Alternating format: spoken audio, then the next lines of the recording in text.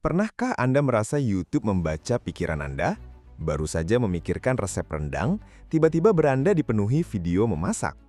Atau usai berbicara dengan teman tentang sepatu lari, iklan sepatu langsung muncul. Ini bukan kebetulan.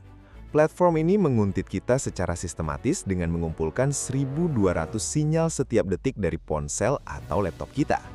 Sinyal itu bukan sekedar video yang diklik, melainkan juga berapa detik kita berhenti di satu thumbnail, seberapa cepat kita menggulir, lokasi geografis, waktu menonton, jenis perangkat, hingga pola jeda saat kita menahan layar. Konsep pengumpulan data ribuan titik per detik ini menyerupai sistem hitung dan klasifikasi numerik yang diperkenalkan oleh ilmuwan Muslim Al-Khawarizmi. Di abad ke-9, ia menyusun metode sistematis untuk memproses bilangan dalam skala besar melalui tahapan terstruktur, yang kini kita sebut sebagai fondasi algoritma. Tanpa sadar, kita sedang dihitung dan dikelompokkan oleh mesin yang mewarisi semangat matematika serupa. Setiap interaksi kita diubah menjadi deretan angka, lalu disusun dalam matriks multidimensional yang siap diurai. Inilah mengapa YouTube tahu bahwa kita lebih suka video pendek di pagi hari dan konten panjang di malam hari. Sistemnya tidak perlu tidur, ia terus merekam, seperti seorang juru catat numerik yang bekerja tanpa lelah. Namun, sinyal-sinyal itu tidak hanya sekedar dicatat, melainkan diubah menjadi kode digital yang menjadi sidik jari unik perangkat dan perilaku kita. Proses ini sering disebut fingerprinting, di mana ribuan parameter kecil, jenis browser, resolusi layar, font terpasang, hingga keunikan akselerometer digabungkan untuk menciptakan identitas yang hampir mustahil dihapus.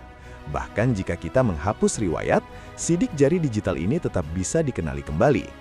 Menariknya, teknik identifikasi pola tersembunyi semacam ini menemukan akar pemikirannya dalam karya Al-Kindi, seorang cendekiawan Muslim dari Baghdad yang hidup pada abad ke-9. Al-Kindi menulis risalah tentang pemecahan kode rahasia atau kriptografi, di mana ia mengembangkan metode analisis frekuensi untuk mengungkap pesan yang disamarkan. Ia mengajarkan bahwa setiap simbol yang tampak acak sebenarnya memiliki keteraturan dan jejak yang bisa dipetakan. Mirip dengan itu, sinyal digital kita yang tampaknya sporadis ternyata membentuk pola yang sangat terstruktur di mata mesin YouTube. Dengan algoritma canggih, platform ini memecah kode perilaku kita, memahami kebiasaan menonton, dan bahkan menebak suasana hati kita hanya dari kecepatan jempol menyentuh layar. Ia tak lagi hanya merekam satu video yang kita tonton, melainkan menyusun peta psikologis yang terus diperbaharui setiap detik. Lalu, bagaimana YouTube bisa memprediksi video yang akan membuat kita ketagihan sebelum kita sendiri menyadarinya?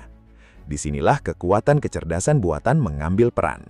Mesin rekomendasi tidak hanya bergantung pada video serupa, tetapi juga membangun model prediktif yang meniru cara otak manusia mengamati dan menarik kesimpulan.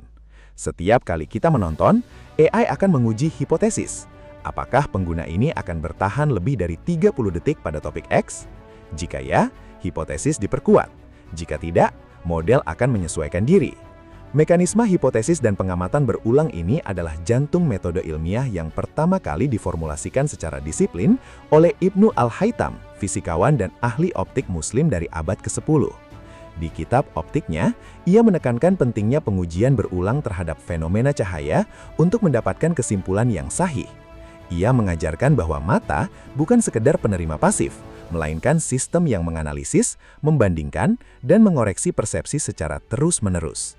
Semangat pengamatan kritis inilah yang kini dipakai oleh jaringan saraf tiruan YouTube. AI-nya terus-menerus mengamati, memperbaiki model, dan mendekatkan kita pada konten yang berpeluang besar membuat kita lengkit di layar. Seperti Ibnu Al-Haytham yang membuktikan bahwa cahaya masuk ke mata dan bukan sebaliknya, sistem ini membalik logika lama. Bukan kita yang mencari video, melainkan video yang mencari kita. Prediksi itu kemudian menjelma menjadi rekomendasi yang seolah punya nyawa sendiri. Layar beranda kita adalah orkestrasi mesin otomatis yang bekerja dalam putaran umpan balik. Ketika kita mengklik satu video yang disarankan, kita memberi sinyal positif. Ketika kita mengabaikan, sinyal negatif tercatat. Sistem lalu menyesuaikan diri secara otomatis dan real-time, mirip dengan jam air atau robot musisi yang diciptakan oleh Al-Jazari, insinyur Muslim dari abad ke-12. Al-Jazari merancang mesin-mesin otomatis yang dapat bergerak sendiri melalui mekanisme roda gigi, valve, dan pelampung yang saling terhubung. Dalam bukunya tentang alat-alat cerdik, ia memamerkan sistem di mana satu perubahan kecil pada komponen akan memicu rangkaian aksi mekanik yang terkoordinasi. YouTube bekerja dengan prinsip yang sama. Satu klik adalah tetes air yang menggerakkan pelampung algoritma dan membuka katup rekomendasi baru. Mesin ini tidak pernah berhenti. Ia terus mengkalibrasi diri berdasarkan miliaran sinyal per detik dari miliaran pengguna. Apa yang kita lihat sebagai kebetulan yang menyenangkan adalah hasil dari otomatisasi presisi yang telah dirancang untuk mempertahankan perhatian kita selama mungkin. Tanpa sadar, kita menjadi bagian dari jam air raksasa yang detiknya adalah keputusan-keputusan kecil kita di depan layar. Jadi, apa artinya semua ini bagi kita sebagai pengguna? Dengan 1.200 sinyal per detik yang terus mengalir, YouTube memiliki pemahaman mengenai kebiasaan manusia yang mungkin melebihi catatan para peneliti lintas zaman. Ilmuwan Muslim Al-Biruni yang hidup pada abad ke-11 dikenal karena dedikasinya mengumpulkan data dari berbagai peradaban, India, Persia, Yunani, untuk menyusun ensiklopedi astronomi dan geografi yang sangat teliti. Ia tidak menerima satu sumber pun tanpa verifikasi keras data selama dekade lamanya. Metode pengumpulan informasi ketat inilah yang kini dipraktikkan oleh sistem algoritmik YouTube dalam skala yang jauh lebih masif. Platform ini mengagregasi sinyal dari berbagai penjuru dunia, memverifikasi pola melalui uji coba perilaku, dan menyimpannya ke dalam profil yang terus bertambah kedalamannya. Bedanya, jika Al-Biruni menggunakan ilmunya untuk memperluas wawasan umat manusia, sistem ini menggunakannya untuk memperkuat keuntungan bisnis melalui durasi tonton.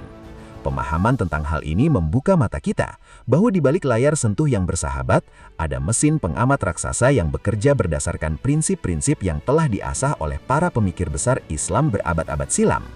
Kini, saat Anda menonton video berikutnya, ingatlah bahwa setiap detiknya adalah jejak digital yang tercatat rapi dalam sistem yang diam-diam terus menguntit.